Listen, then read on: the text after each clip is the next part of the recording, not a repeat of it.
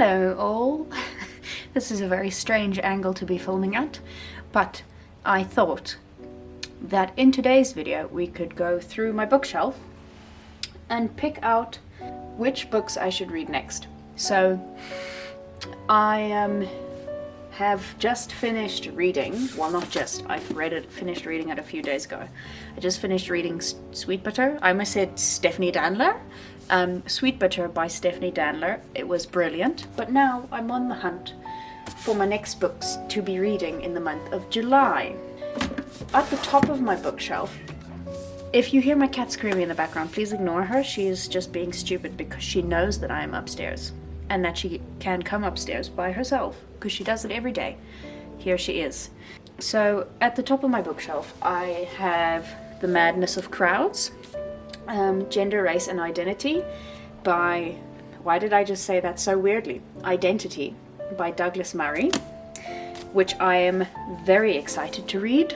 So that's definitely going to be on my TBR, obviously, if I'm excited to read it. And it has been staring me in the face for a while, but I've not gotten to it because I've been reading other books, so I have decided to put it aside. But I mean, I've got now the space, the freedom of mind to think about which books I want to read next, because I'm not currently reading any except Far from the Madding Crowd by Thomas Hardy. Still busy reading that one. I've not made any progress in it for a very long time because frankly it's a very boring book, and yeah, I'm really not excited to be reading that book, so I've been putting it off. So that's the first book on my TBR. Sorry, I'm rambling a lot. And then, what else do I have on my bookshelf that I want to read soon? Nothing so far is grabbing my attention. Ooh, I might do this one. It is a friggin' massive book, but it is intriguing me at this very moment. Sorry, I didn't even show you. It's The Devil in the Dark Water by Stuart Turton. It is massive. At least the type is also massive, so I really feel like they could have just made the book smaller and made the type font smaller, because now I have to carry this tome around in my hands while I'm trying to read it. But that's going on my list. And then, what else? I've already got a non-fiction, so I don't know if I want to add another non-fiction to my list here. Classics? Shall I go to my... I completely skipped over my poetry section, but that's because I want to dedicate a whole month to reading just poetry, and it's not this month, so I feel like I'm saving all of my poetry collections for that time when I'm reading only poetry, even though I won't finish most of them while I'm reading only poetry. That doesn't really make sense, but oh well. Sorry, this is probably a very boring video for you because you cannot see half of my bookshelf, which is where my classics are, but I'm going to be just hanging out down here for a while I look at my classics. Are any of these things sounding interesting to me? Vile Bodies, maybe? Do I want to do another Virginia Woolf? I feel like I'm just giving myself massive books to read. So, I'll take out Vile Bodies. Don't know if I will... No, I do think I will read it. It's a short book. And from what I know about it, it seems very interesting. So, oh, there's even a sketch in the front. Is this supposed to be a picture of what Evelyn Waugh looked like? Yes, it is, because I've seen a picture of him. So there's Vile Bodies, and there's Evelyn Waugh. So strange how we change the gender of the names that we give to people, or the gender, how am I trying to say this? the names we give to people of different genders has changed over time, because when I picked up this book, I thought Evelyn Waugh was a woman. But it turns out that Evelyn was a man's name back in the 1800s or something. I think maybe it was a woman's name as well, but there were men being called Evelyn. Published in 1988. Okay, so, oh no, first published in 1930. So, in the 1930s, you could be a man and be called Evelyn.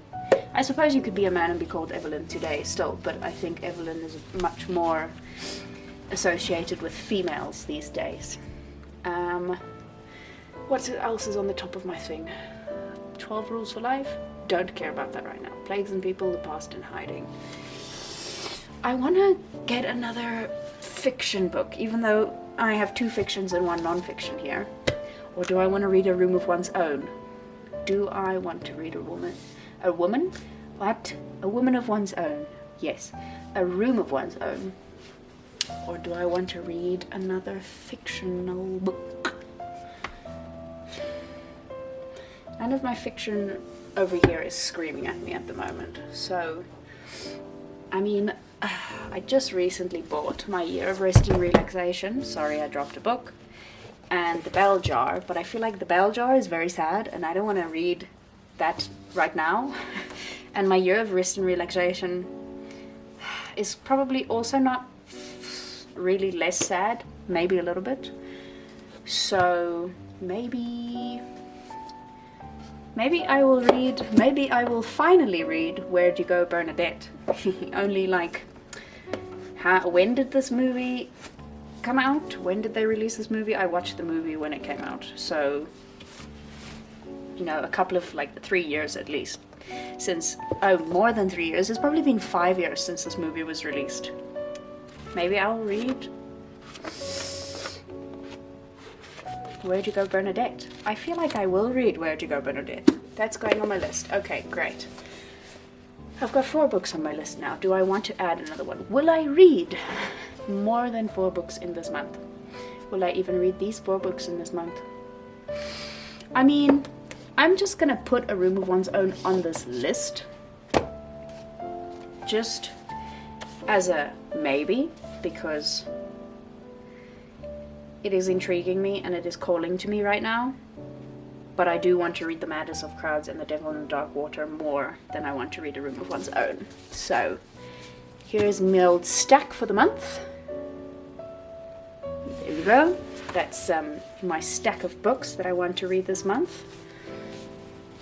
Thank you for coming on this journey with me. Thank you for sitting with me while I chose which books I wanted to read and listening to me ramble about the reasons why I don't want to read certain books and why I do want to read certain books. So there you have it. It's a very dark looking month this month, except for The Madness of Crowds.